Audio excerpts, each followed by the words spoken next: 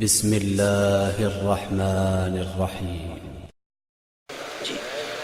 یہ دو ہاتھ بھائی، اچھا دو ہاتھ کی بات ہو گئی اب تو میرا تو سیدھا اور الٹا ہاتھ ہے۔ دو ہاتھ جس کے بھی ہیں، ایک سیدھا ایک الٹا ہے نا، تو کیا اللہ کے بھی دو ہاتھ سیدھے اور الٹے ہیں؟ اللہ اکبر۔ میرے مولا کاظم الٹے ہاتھ سے کھانا کھا رہے ہیں، مولا امام موسیٰ کاظم علیہ السلام الٹے ہاتھ سے کھانا کھا رہے ہیں، سیدھے ہاتھ سے تکیہ لگائے ہوئے۔ حضرت حشام نے دیکھا کہ امام موسیٰ کاظم الٹے ہاتھ سے کھانا کھا رہے ہیں، تعجب ہوا، ہمیں تو حکم یہ ہے کہ سیدھے ہاتھ سے کھانا کھاؤ، فرزند رسول ہو کر خاندان پیغمبر ہو کے الٹے ہاتھ سے کھانا کھا رہے ہیں۔ تعجب تھا انہیں، تو انہوں نے رخ کیا امام صادق کے گھر کی طرف۔ وہاں سے ابو بصیر نکل رہے تھے۔ ابو بصیر کہنے لگے کیا بات ہے؟ کہا مولا سے ایک سوال کرنا ہے۔ کیا سوال ہے؟ میں عجیب منظر دیکھ کر آ رہا ہوں، ان کے فرزند جو آئندہ ہمارے امام ہیں وہ الٹے ہاتھ سے کھانا کھا رہے ہیں، سیدھے ہاتھ سے تکیہ لگائے بیٹھے ہیں۔ تو ابو بصیر نے کہا اس میں پریشانی کی کیا بات ہے؟ امام کے دونوں ہاتھ سیدھے ہوتے ہیں۔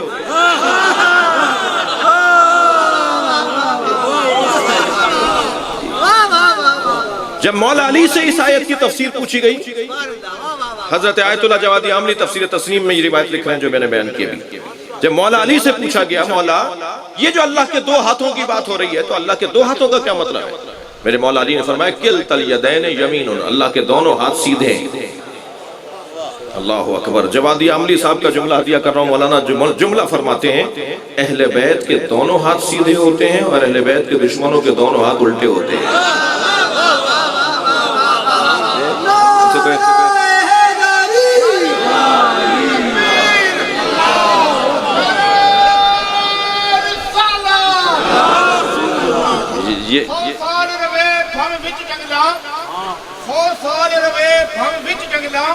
بچہ بلی کا شیر نہیں ہو سکتا، ہمیں لکھ ترازو تے رکھ تو لی کتی ماسے کا شیر نہیں ہو سکتا۔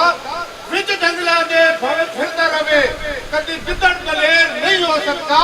منکر ہوئے میرے علی دا کہ جاوے جنت دا توبہ ایڈا نیر بھائی اس مجلس کا ایک حسن تو یہ ہے کہ مجلس شیعہ پڑھ رہا ہے، نعرے سنی لگا رہا ہے، اور جب شیعہ ذرا خاموش خاموش بیٹھے رہیں گے تو اس کو حق ہے نا۔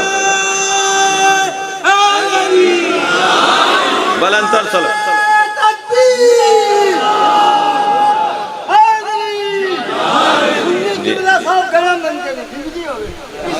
گھڑے میں کیا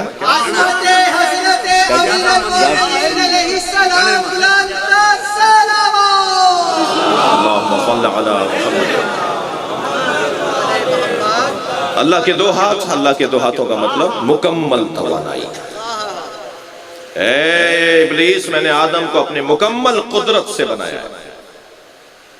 ہم اپنے بچے کو دیکھ رہے ہوتے ہیں نا، وہ چیز کوئی اٹھا رہا ہوتا ہے اسے اٹھ نہیں رہی ہوتی تو ہم کہتے ہیں بیٹا دونوں ہاتھوں سے اٹھاؤ، دونوں ہاتھوں سے اٹھاؤ یعنی پوری طاقت سے اٹھاؤ۔